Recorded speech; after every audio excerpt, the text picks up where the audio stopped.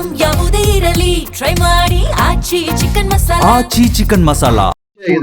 ಅನಿರೀಕ್ಷಿತವಾದಂತ ಉಪಚುನಾವಣೆ ಇಡೀ ರಾಜ್ಯ ಎದುರು ನೋಡ್ತಾ ಇರ್ತಕ್ಕಂತ ಈ ಉಪಚುನಾವಣೆಯಲ್ಲಿ ಒಂದ್ ಕಡೆ ದಾವಣಗೆರೆ ದಕ್ಷಿಣ ಜೊತೆಯಲ್ಲಿ ಬಾಗಲಕೋಟೆ ಸೇರಿದಂತೆ ಎರಡೂ ಕಡೆ ಉಪಚುನಾವಣೆ ನಡೀತಾ ಇದೆ. ಇವತ್ತಿನ ದಿನ ಮತದಾನದ ಪ್ರಕ್ರಿಯೆ ಕೂಡ ಪ್ರಾರಂಭ ಆಗಿದೆ. ಬಹುಶಃ ಈಗಾಗಲೇ ಸಾಕಷ್ಟು ಮತದಾರರು ಈ ಉಪಚುನಾವಣೆಯಲ್ಲಿ ಪ್ರಜಾಪ್ರಭುತ್ವದ ಒಂದು ಹಕ್ಕನ್ನ ಬಳಸ್ಕೊಂಡು ಒಬ್ಬ ಉತ್ತಮರಿಗೆ ಅವಕಾಶವನ್ನ ಮಾಡಿಕೊಡ್ಬೇಕು ಅಂತಕ್ಕಂಥದ್ದು ಜನರು ನಿರ್ಧಾರ ಮಾಡಿದ್ದಾರೆ ಅಂತಕ್ಕಂಥದ್ದು ನನ್ನ ಭಾವನೆ.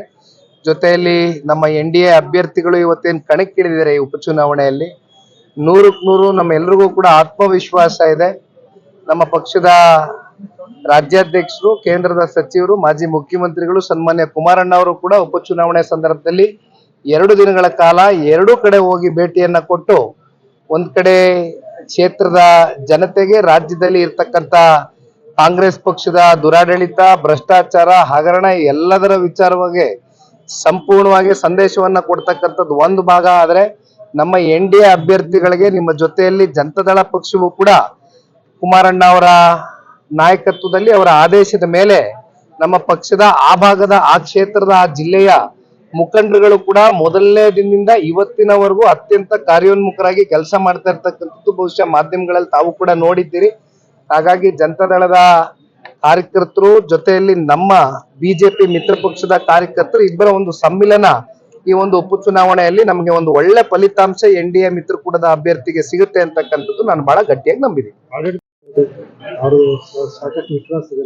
ಈಗ ಸ್ವಾಭಾವಿಕವಾಗಿ ಉಪಚುನಾವಣೆಗಳು ನಡೆದಂತ ಸಂದರ್ಭದಲ್ಲಿ ಯಾವ ಸರ್ಕಾರಗಳು ರಾಜ್ಯದಲ್ಲಿ ಆಡಳಿತ ಮಾಡ್ತಾ ಇರತ್ತೋ ಎಲ್ಲಾ ಯಂತ್ರಗಳು, ಹಣಕಾಸಿನ ವ್ಯವಸ್ಥೆ ಇರ್ಬೋದು, ಎಲ್ಲಾ ರೀತಿ ಅವ್ರಿಗೆ ಒಂದು ಫ್ರಂಟ್ ಫುಟ್ ಇರ್ತಕ್ಕಂಥದ್ದು ಸರ್ವೇ ಸಾಮಾನ್ಯ.